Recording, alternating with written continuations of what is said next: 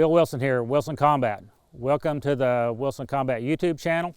I'm here with my old buddy Ken Hackathorn today, and I've got something brand new to show you here. I've got the pistol version of the 300 HAM'R with the 11.3 inch barrel. Let me know what you think about that. That's pretty cool. And you know, the cool thing is, you know, when these things first came out, the pistol ARs, I wasn't very impressed with them because they just had the buffer tube. But now with the brace stocks that are on the market, let's be honest, that's kind of changed the outlook or the approach to having one of these and be able to utilize it. Now the AR's pistols have really taken on a whole new perspective, particularly in my mind. And you add to it the cartridge, out of curiosity, out of 11.5 inch barrel with the 300 HAM'R cartridge, what are you looking a lot for velocity-wise? Where are you at? Well, my favorite bullet for the HAM'R is the 130 Spear Hot Core, and out of this particular gun here, it's clocking 2320 feet per second with a 130 grain bullet. So in reality, you're getting out of an 11.5 inch barrel basically an AK performance. Yeah, what an AK would do in a 16 inch. Yeah, that's pretty cool. Well, I can tell you, Bill, I'm looking forward to shooting this over the next couple of days, but what I see, I like.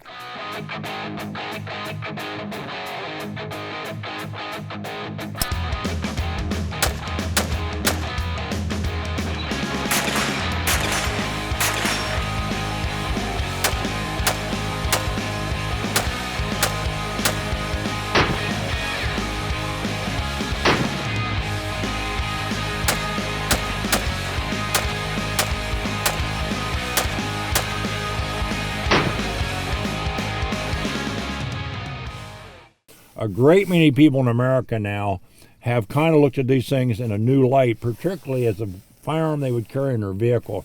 The term that's often used is a truck gun, but in reality, it's you live in a part of America where you want to carry something a little bit more effective than a pistol or a handgun. The beauty of this thing is, ballistically, you really step up. You can obviously, with this design, you can use, you know, a 10-round magazine, a 20, which I like for this application, or 30. Now, let's talk about a couple things. In some states, the only way you can have any loaded firearm in your vehicle is if you have a concealed weapons permit. And that will dictate a pistol. This is a pistol. You may run into someplace, say, like I think the state of Texas, part of the definition of a concealed weapon in a vehicle, it's got to be in a holster. So you may have to go to your friendly holster maker or leather worker or your buddy that cooks kydex in his kitchen and have him make you something that's equivalent of a scabbard or a holster that slides, this gun will slide into, that will allow you to put it in a position so legally you say, oh, it's in a holster. But you want it, the holster or the scabbard mounted in such a manner that when you reach for the weapon, basically the gun will come out of the scabbard or the holster, so you're within the letter of the law. You need to research your state laws as far as it applies to concealed weapons and your ability to carry a loaded firearm in your vehicle. Remember, most states, based upon game laws, not so much criminal law, but game laws, they don't want you to have a loaded firearm in your vehicle. Often you have to be separated from the weapon access-wise. Ammunition has to be separated from the firearm. So as a pistol, and if you've got a concealed carry permit, it brings on a whole new magnitude of ability to use these things. One minor point.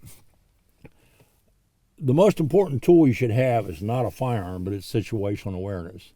And let me give you a clue. If you can possibly drive out of a problem, if you can possibly pedal the metal and get out of the problem and get away from the threat, that's what your number one plan is. The only time you're going to start a firefight or get in a gunfight from a car is if your vehicle can't move. And let me give you a clue. Your number one objective is to get out of the car and get away from it. If you stay in the car and try to fight it out, you're going to die. And anybody teaches you that they stay in the car and fight is teaching you a bad plan. If you think I'm wrong, watch the police videos. When they get in a shootout with a bad guy in a car, what always happens to the bad guy? And he gets hammered. Because in a vehicle, there's no way I can maintain 360 situational awareness. No way I can. I can't maneuver. and they're going to flank you and take you out. Same thing, getting out of the car and say, well, I'm going to use the car for cover. Cars are bullet magnets. You want to get away from that magnet, which means once you get out, deal with the threats as you're moving to cover. One of the first things you do when you come to a stop or you get pinned is look for your next point of cover. That's where I'm going to get out of the car and move to. And this stupid stuff about getting down and shooting under the car, you talk about tunnel vision and being trapped. People can flank you, can't even see them coming. So those are all really worst case scenarios. I don't want to get on my belly and try to shoot under the car because my mobility is terribly limited and the bad guys can flank me and there's no way I can see them coming. They're going to take me out. So I want to shoot my way, getting away from the vehicle. And trust me, if I have to fight my way out of a vehicle, I'd much rather have a 300 HAM'R pistol than a little pocket rocket 380.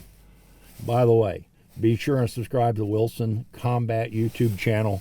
A lot more good information coming your way. Ken Hackathorn out.